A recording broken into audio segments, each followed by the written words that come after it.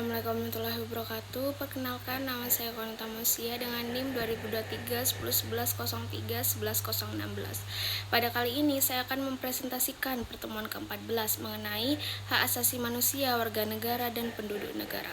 Hak asasi manusia yang bisa disingkat HAM merupakan hak-hak dasar yang melekat pada diri setiap manusia sejak lahir. Hak ini bersifat kodrati, artinya telah dibawa sejak lahir dan bukan merupakan pemberian dari pihak manapun, termasuk negara.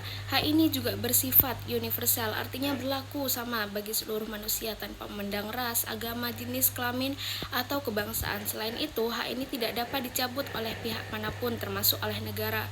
Contoh dari hak asasi manusia ini diantaranya adalah hak untuk hidup, hak atas kebebasan berpendapat, dan hak untuk memperoleh pendidikan yang layak. Secara umum, HAM dibagi ke dalam beberapa generasi berdasarkan perkembangan sejarahnya.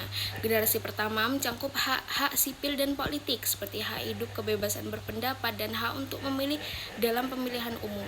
Generasi kedua mencakup hak ekonomi, sosial, dan budaya, seperti hak atas pekerjaan yang layak, hak atas pendidikan, hak atas layanan kesehatan.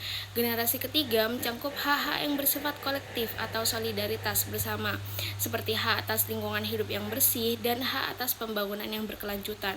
Selain HAM, perlu dipahami pula perbedaan antara warga negara dan penduduk suatu negara. Mengingat kedua istilah ini sering dianggap sama padahal memiliki makna yang berbeda, warga negara adalah pihak yang secara hukum diakui sebagai anggota resmi dari suatu negara dan memiliki status kewarganegaraan tertentu.